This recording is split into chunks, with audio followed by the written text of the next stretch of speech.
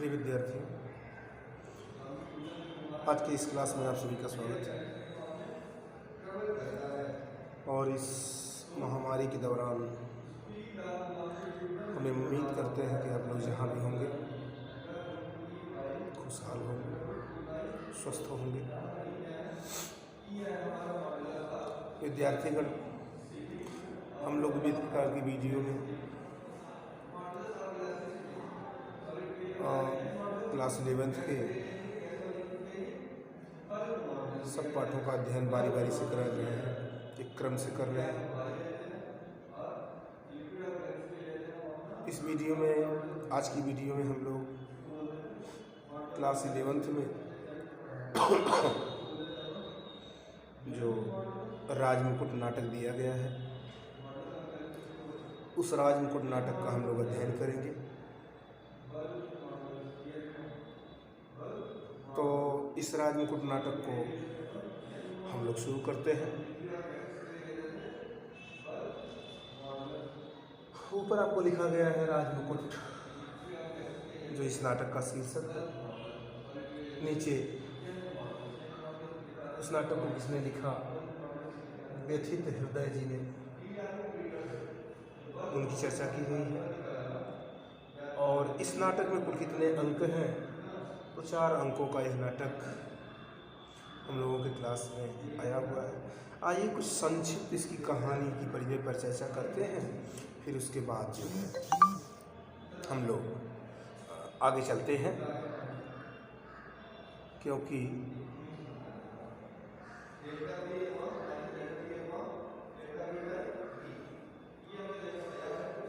थोड़ा हम सारांश जान लें इस नाटक का। उसके बाद देखिए, राजमुकुट नाटक पूरी तरह से राणा प्रताप की वीरता, त्याग, बलिदान, देश प्रेम पर आधारित है। राणा प्रताप ने अपने उस क्षेत्र मेवाड़ की रक्षा के लिए कितना संघर्ष किया, कितना प्रयास किया, किस प्रकार से शौर्य, साहस, वीरता का काम किया, किस प्रकार से अपने जो बहादुर सैनिक हैं उनको उत्साहित करके युद्ध की ओर अग्रसर किया, और किस तरह से विषम परिस्थितियों में रह करके भी अपने देश के प्रति सम्मान का भाव, प्रेम का भाव उन्होंने अपने आप में जगाए रखा। ये कुछ संक्षिप्त परिचय है इस राजमुकुट नाटक का। देखें,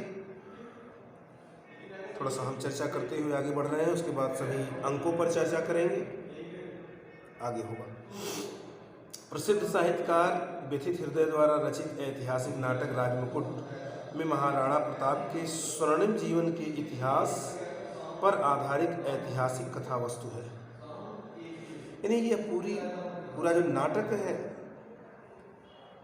राणा प्रताप का जो वीरता परख, आदर्श भरा जीवन रहा है, उनके उस स्वर्णिम जीवन पर ही आधारित है।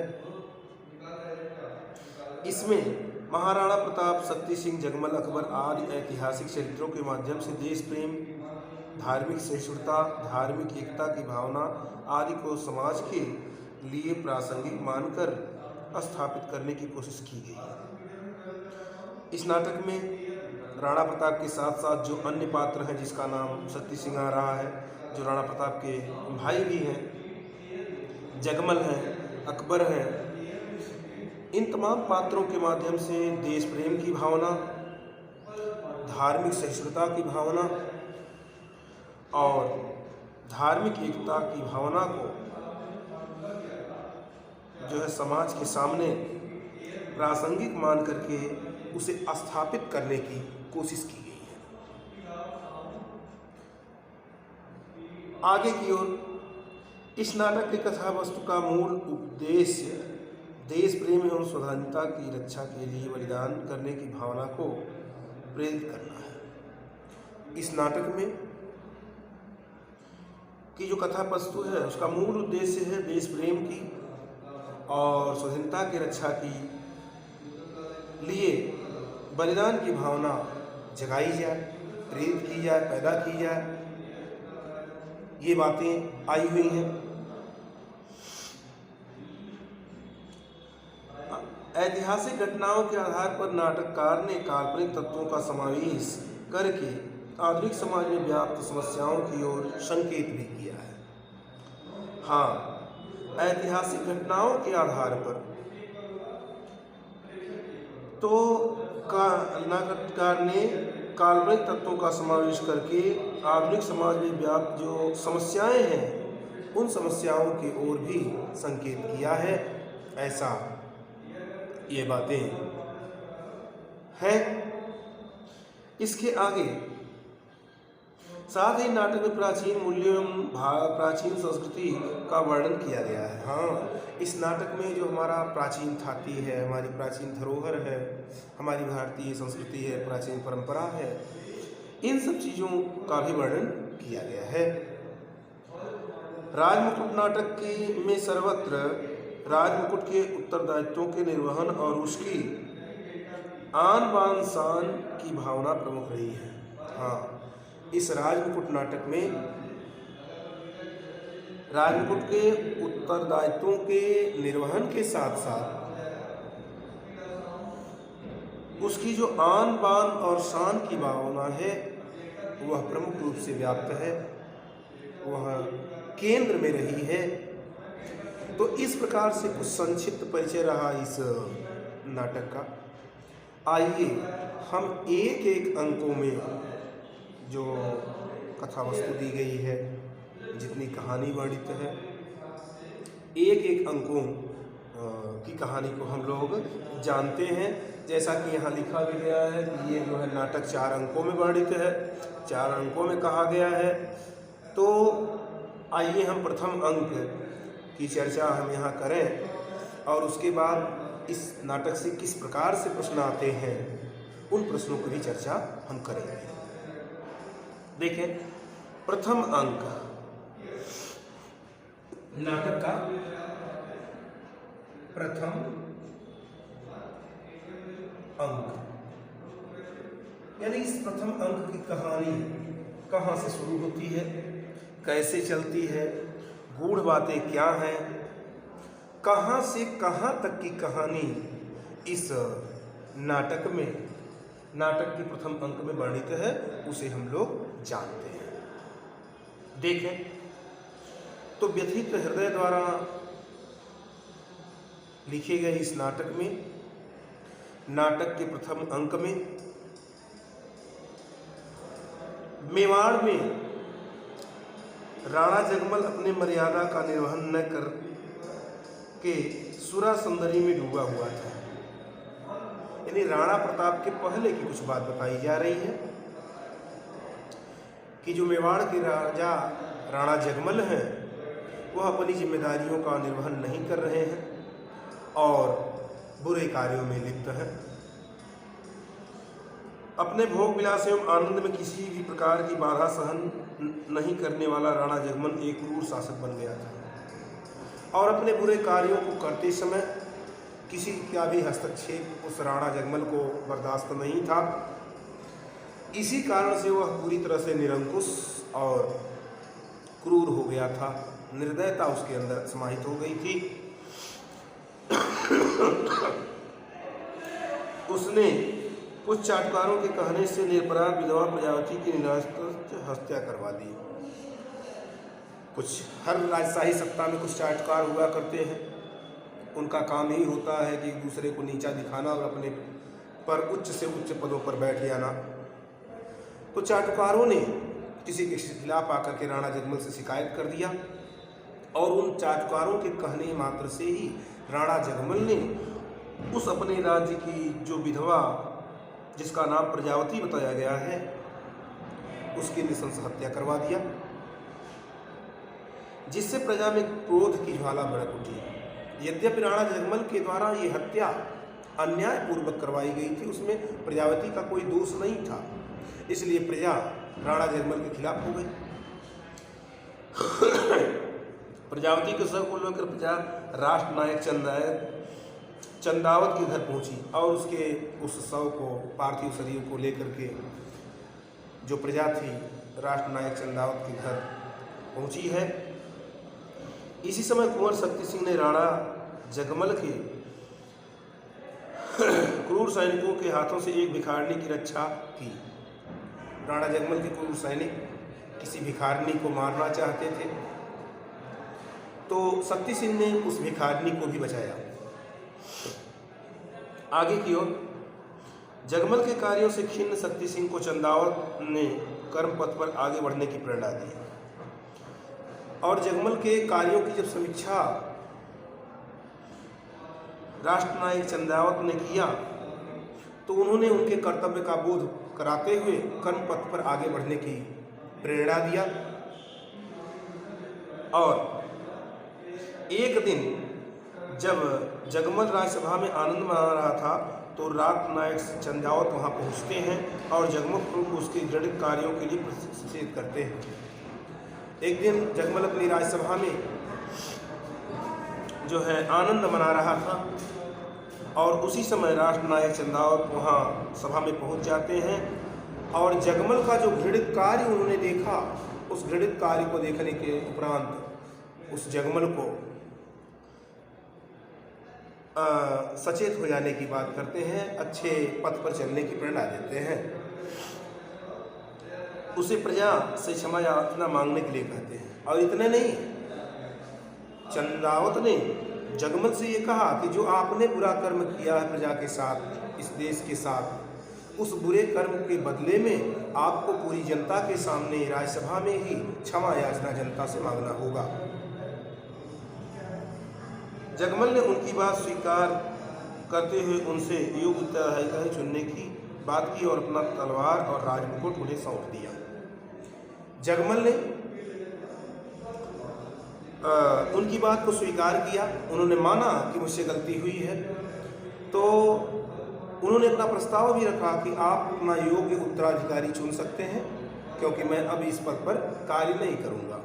इसलिए उन्होंने अपना राजमुकुट निकाल करके अपनी तलवार जो राजशाही थी उसे निकाल करके चंदावत को सौंप दिया।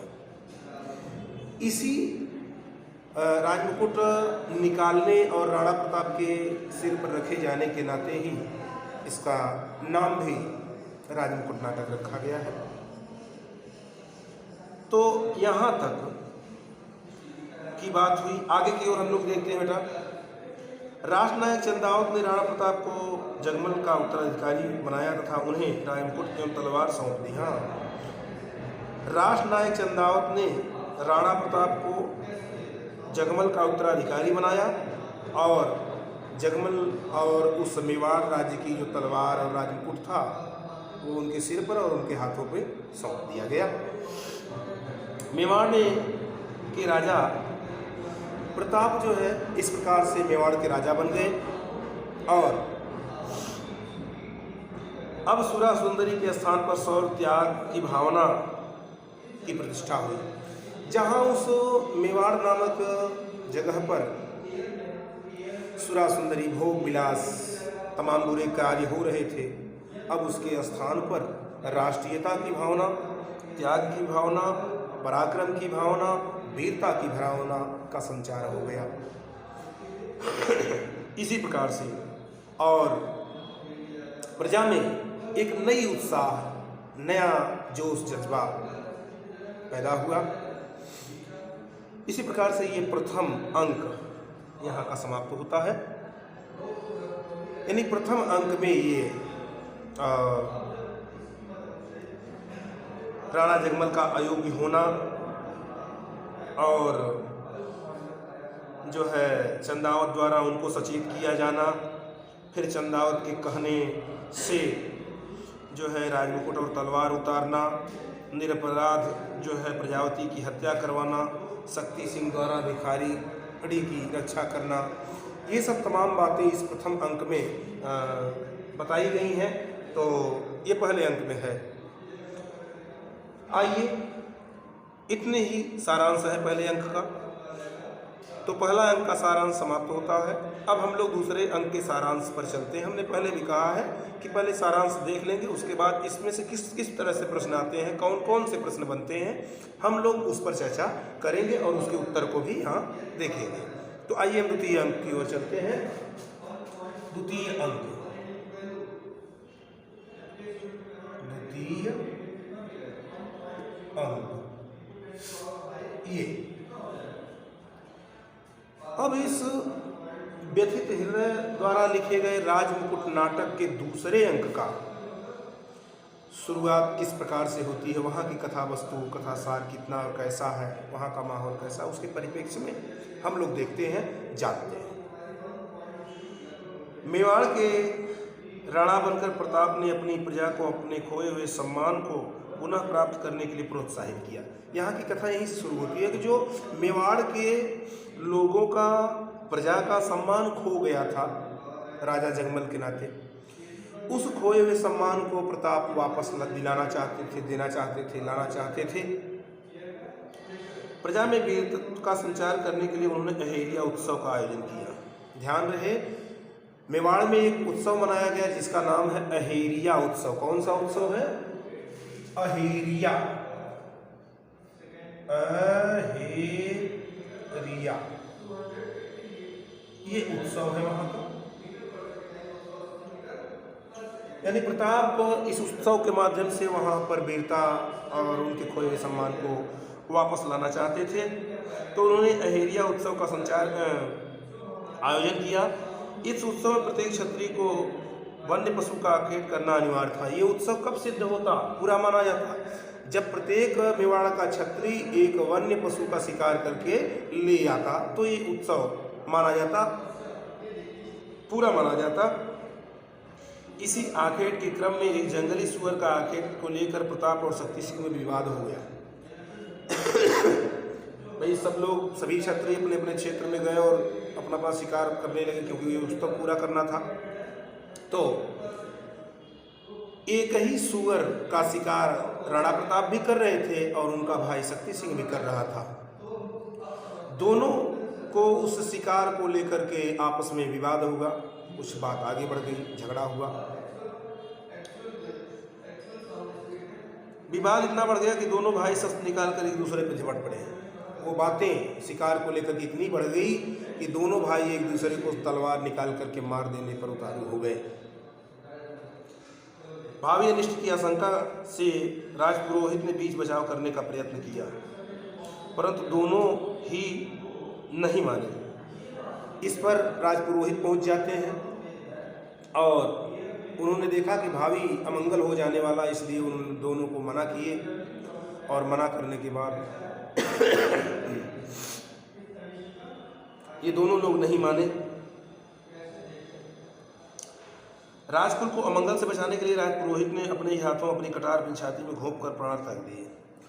राजकुल को अमंगल से बचाने के लिए राजपुरोहित ने अपनी कटार को अपने ही हाथों से अपने सीने में भोंक लिया और इस प्रकार से उन्होंने अपना प्राण वहीं त्याग दिया।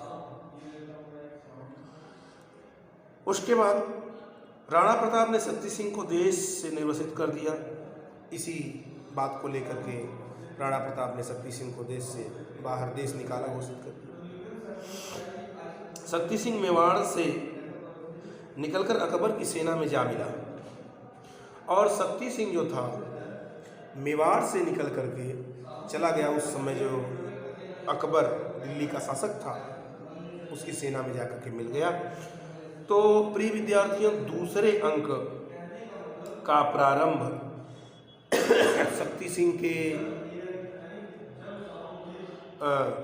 मेवाड़ के राजा प्रताप द्वारा वहाँ की जनता को अपना खोया हुआ सम्मान वापस देने से शुरू होकर के और शक्ति सिंह के निकाले जाने के साथ समाप्त होता है। यानी ये सब बीच की घटनाएं इस द्वितीय अंक में है, जैसा कि अभी चर्चा इस वीडियो में हो रही है, हो चुकी है। तो दूसरे अंक में ये अहेरिया उत्सव और सुअर का शिकार और वो जो है ये राजपुरोहित का अपने हाथों से मांगना, कटार मार करके स्वयं आत्महत्या कर लेना, तो ये सभी दूसरे अंक में वर्णित है। तो ये है कथा द्वितीय अंक की। अब आइए हम लोग तीसरे अंक की ओर चलते हैं कि तीसरे अंक की कथा वस्तु क्या है, वहाँ का कथा सारांश कितना और कैसे है। तो आइए हम तृतीय अंक की ओर चलते हैं। ये थोड़ा सा कुछ मिटाना भी पड़ेगा। तृतीय अंक चले हम इस वीडियो में कम से कम इस चारों अंकों का सारांश पूरा कर देना चाहते हैं। तृतीय अंक, तृतीय अंक।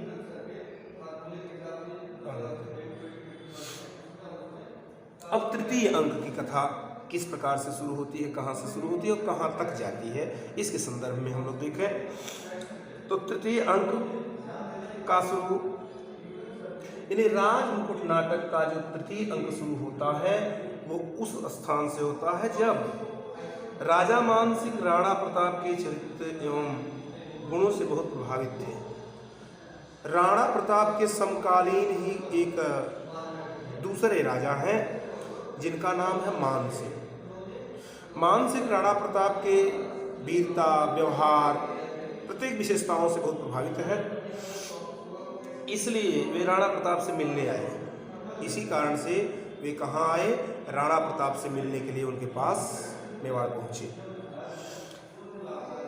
राजा मान सिंह की बुआ का विवाह सम्राट अकबर के साथ हुआ था, लेकिन यहाँ एक पेच फंस गया कि राजा जो मान सिंह थे इनकी बुआ की शादी सम्राट अकबर से हुई थी। अतः राणा प्रताप ने उन्हें धर्म से च्युत एवं विधर्मियों का सहायक समझकर उनसे भेंट ही नहीं की। इसी कारण से राणा प्रताप मान सिंह से मुलाकात नहीं किए। वो माने कि ये विधर्मियों के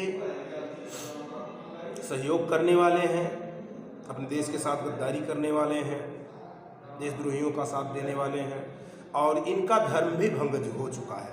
इसी कारण से वो मुलाकात नहीं किए। उन्होंने राजा मान सिंह के स्वागतार्थ अपने पुत्र अमर सिंह को नियुक्त किया और उस समय जब वो आए हुए थे तो राजा मान सिंह का स्वागत करने के लिए अपने घर पर अपने पुत्र अमर सिंह को नियुक्त कर दिया था। इससे मान सिंह ने स्वयं को अपमानित महसूस किया और उत्तेजित हो गए और इस बात को वो मान सिंह अपना अपमान समझे और काफ़ी क्रोधित हुए।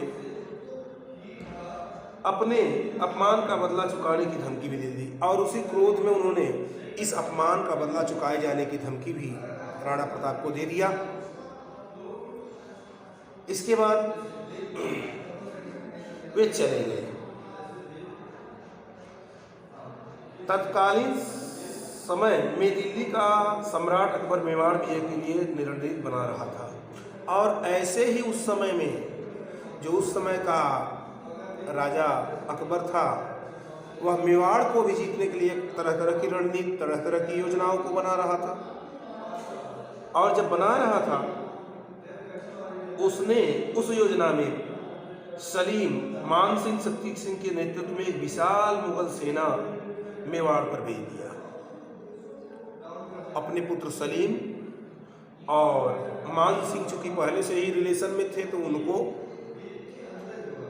और इनका जो राणा प्रताप का भाई शक्ति सिंह जो इनसे रुष्ट होकर के उनकी सेना में जाकर के मिल गया था, इन तीनों के मुख्य नेतृत्व में एक बहुत बड़ी विशाल सेना मेवाड़ की तरफ उसने भेज दिया और हल्दी घाटी के मैदान में भीषण युद्ध हुआ। संयोग से हल्दी घाटी के मैदान में पूरी तरह से युद्ध चला।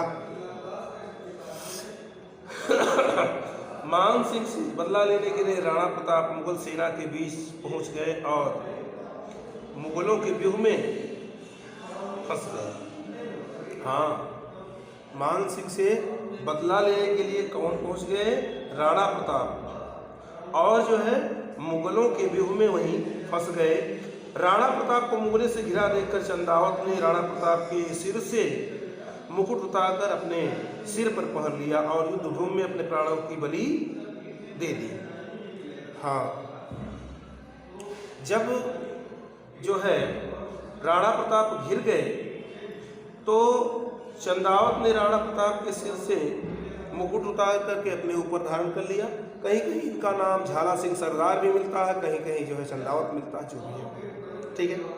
तो एक सैनिक ने अपने स्वामी की रक्षा के लिए उनका मुकुट उतार करके उनका वेश बना लिया और सैनिकों के बीच में, सैनिकों की आंखों में धूल झोंकता हुआ सैनिकों को गुमराह कर दिया और अपनी उस चालाकी से राणा प्रताप को वहां से भगा दिया। अच्छा, राणा प्रताप इस प्रकार से बच गए। विद्यार्थीगण, इस प्रकार से राणा प्रताप बच गए और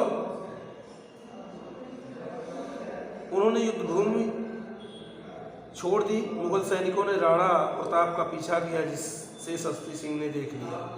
हाँ, जब वो भाग रहे थे उस युद्ध भूमि से तो कुछ मुगल सैनिक उन्हें पीछा कर रहे थे और इस बात को शक्ति सिंह देख गए।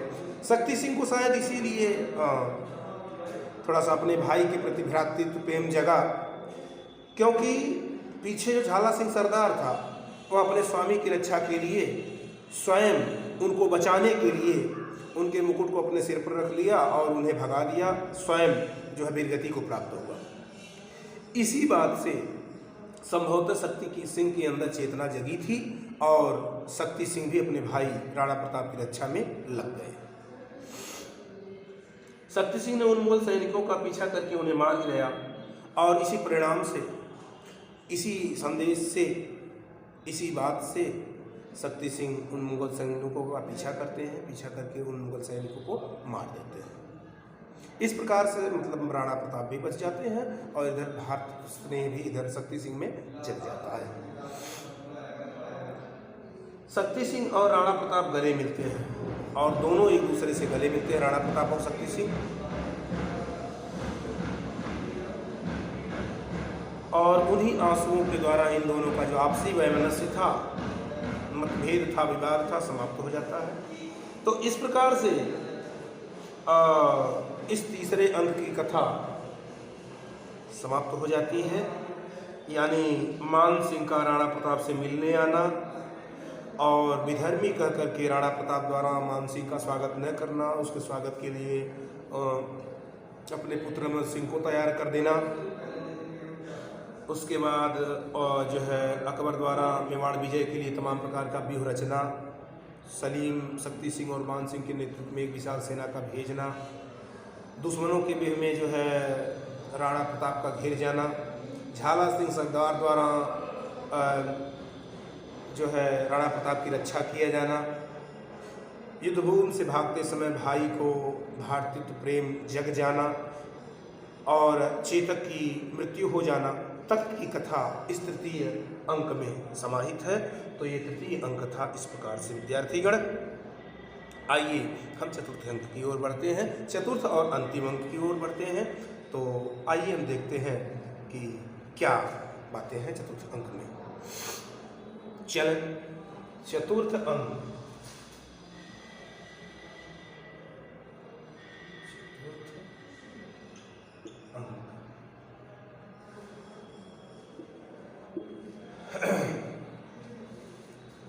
यानी इस व्यथित हृदय द्वारा लिखे गए राजमुकुट नाटक के चौथे अंक की कहानी कहाँ से शुरू होती है और उसमें उसका सारांश क्या है, उसमें कितनी बातें कही जा रही हैं, तो आइए उसको हम देखते हैं।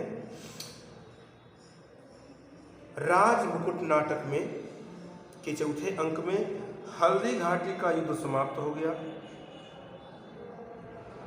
और राणा ने अकबर से हार नहीं माना। ये बात वहाँ से शुरू होती है कि हल्दी घाटी का जो युद्ध हुआ वो खत्म हुआ, लेकिन राणा प्रताप ने अकबर से हार स्वीकार नहीं किया। अकबर ने प्रताप की देशभक्ति, आत्मत्याग एवं शौर्य से प्रभावित होकर के उनसे भेंट करने की इच्छा की। क्योंकि इतनी वीरता, इतना साहस, अपने देश के प्रति इतना प्रेम था कि उससे जो है अकबर प्रभावित हो गया। राणा प्रताप के इस कार्य व्यवहार से अकबर खुद प्रभावित हो गया और उनसे मिलना चाहा। शक्ति सिंह साधु वेश में देश विचरण कर रहा था और प्रजा में देश प्रेम की एकता की भावना को जागृत कर रहा था। शक्ति सिंह साधु वेश में घूम रहा था और घूम घूम करके प्रजा में देश प्रेम और देश की एकता की भावना को जगा रहा था, पैदा कर रहा था। अकबर के मानवीय गुणों से परिचित होने के कारण शक्ति सिंह ने प्रताप से अकबर की भेंट को छल प्रपंच नहीं माना। क्योंकि शक्ति सिंह अकबर के मानवीय गुणों से परिचित था और जब उसको ये सूचना लगी कि अकबर जो है प्रताप से भेंट करना चाहते हैं, तो शक्ति सिंह ये इस बात को छल प्रपंच या किसी प्रकार की कूटनीति नहीं माना। वो समझा कि ये व्यवहारतन यानी इनकी वीरता से प्रभावित होकर के ये मिलना चाहते हैं साधारण तौर पर, और बात यही सही थी। उसका विचार था कि दोनों के मेल से देश में शांति और एकता स्थापित होगी। शक्ति सिंह का जो विचार था वो पूरी तरह से सही था कि अगर उधर अकबर और इधर राणा प्रताप दोनों आपस में मिल जाएं तो इस देश में जो तमाम युद्ध वगैरह चल रहे हैं ये समाप्त हो जाएगा और प्रजा ही नहीं, राजा प्रजा कोई भी हो, सब में सुख शांति व्याप्त होगी। ये बातें चल रही थी।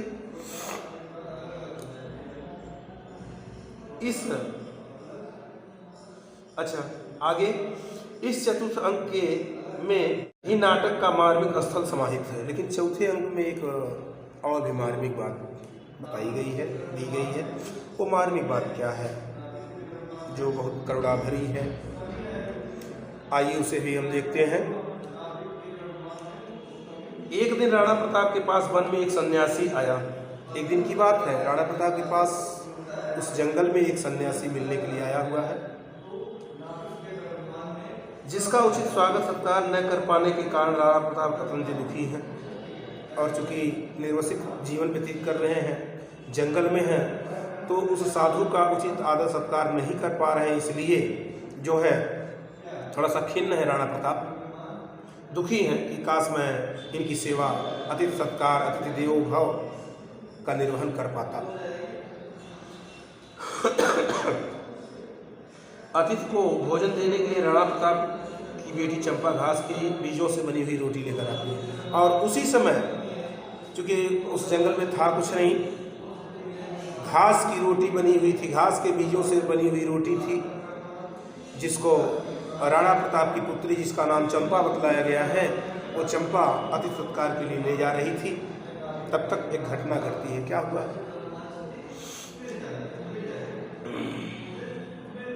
उसी समय कोई बनबिलाव चंपा के हाथ से रोटी छीनकर भागा। जैसे ही रोटी लेकर जा रही थी वो अतिथि सत्कार के लिए, तब तक कहीं से घात लगाया बैठा हुआ बनबिलाव, हमारे देहात में उसको बनबिलार कहते हैं, बनबिलाव उस रोटी पर झपटा और उसके झपटने से चंपा जो है गिर पड़ती है। इसी क्रम में चंपा के सिर में गहरी चोट लगी, जिससे वो स्वर्ग से ठाड़ गया। चंपा जब गिरती तो किसी पत्थर से उसका सर टकरा जाता है। चोट तो हर जगह उसे आई हुई थी गिरने से, लेकिन सिर में ज़्यादा चोट आई थी उसे, और उसी चोट से उस चंपा की मृत्यु हो जाती है।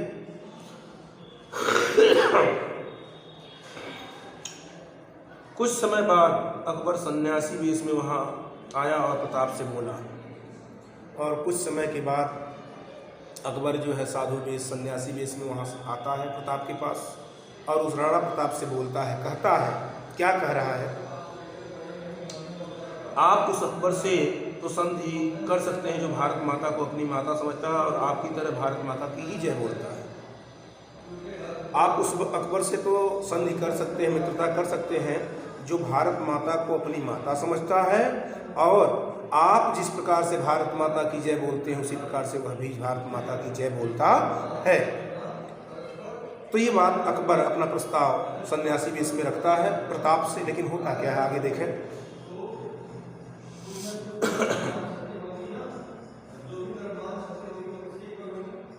मृत्युशैया पर पड़े महाराणा प्रताप को रह रहकर अपने देश की याद आती है और समय ऐसा होता है, कहानी आगे की ओर चलती है कि मृत्युशैया पर पड़े हुए हैं राणा प्रताप, चूँकि अस्त्र शस्त्रों से के चोट से राणा प्रताप का शरीर जर्जर हो चुका था, और वैसे भी किसी भी मनुष्य का शरीर हर समय एक जैसा नहीं होता, कुछ अवस्था की भी फर्क रही होगी, कुछ चोटों का फर्क रहा होगा। तो राणा प्रताप मृत्युशैया पर पड़े हुए हैं, लेकिन उन्हें बार बार अपने राणा प्रताप की याद आ रही है। मृत्युशैया पर पड़े हुए हैं और उन्हें बार बार अपने उस मेवाड़ देश की चिंता है, उसकी याद सता रही है कि मैंने किस प्रकार से लड़ करके बहादुरी से इस महान मेवाड़ की रक्षा किया है। आगे न जाने क्या होगा, कौन से लोग कैसे कैसे इस मेवाड़ की रक्षा कर पाएंगे भी या नहीं। अच्छा, वे अपने बंधु बांधवों, पुत्र और संबंधियों को मातृभूमि की स्वतंत्रता रक्षा का व्रत दिलाते हुए भारत माता की जय बोलते हुए सुरक्षित आ जाते हैं। और इसी चिंता के साथ ही वो देश के जो भी लोग हैं, चाहे घर परिवार के बंधु बांधव रहे हों, हित मित्र रहे हों, प्रजा रही हो या देश के वीर सपूत रहे हों, वही बहादुर सैनिक रहे हों, सब लोगों को अपने देश की स्वतंत्रता की रक्षा करने के लिए प्रेरित करते हुए और सभी से एक स्वर में भारत माता की जय कहते और कहवाते हुए जो है स्वर्ग सिधार जाते हैं। और इसी के साथ ही ये जो राजमुकुट नाटक है 4 अंकों में, ये 4 अंकों का यह नाटक आपका समाप्त होता है। वीडियो मैं देख रहा हूँ विद्यार्थीगण कुछ लंबी बनी हुई है, फिलहाल सारांश है हर जो है अंकों का, कुछ लंबा है, चले फिलहाल होता रहेगा। हम अगले वीडियो में इसके और जो प्रश्न किस तरह से पूछे जाते हैं, जैसे यहाँ थोड़ी सी चर्चा कर लें हम। मान लीजिए आपसे पूछता है कि राजमुकुट नाटक के आधार पर पहले अंक का सारांश अपने शब्दों में लिखिए। तो जो पहले अंक में आपको जैसा भी समझाया गया, बताया गया है, उस सारांश को आपको लिखना होगा। यदि वो तीसरे का पूछते हैं तो तीसरे का लिखना होगा, यदि वो चौथे का पूछते हैं तो चौथे का लिखना होगा। कभी कभी थोड़ा सा बदल करके पूछते हैं कि राजमुकुट खंड का राजमुकुट नाटक के आधार पर महाराणा प्रताप का चित्रण कीजिए। तो आप महाराणा प्रताप के व्यक्तित्व से पूरे परिचित हैं, इसमें महाराणा प्रताप ने किस प्रकार से अपनी भूमिका को निभाया है उसे बताएंगे, उसे लिखेंगे। यदि शक्ति सिंह की बात को पूछते हैं तो शक्ति सिंह की बात लिखेंगे, चरित्र चित्रण करेंगे। यदि मान सिंह की चरित्र चित्रण पूछते हैं तो मान सिंह का चरित्र चित्रण करेंगे। यदि मार्मिक स्तरों से प्रश्न उतारते हैं, चंपा का चरित्र चित्रण करने के लिए कहते हैं तो चंपा की बातों को लिखेंगे।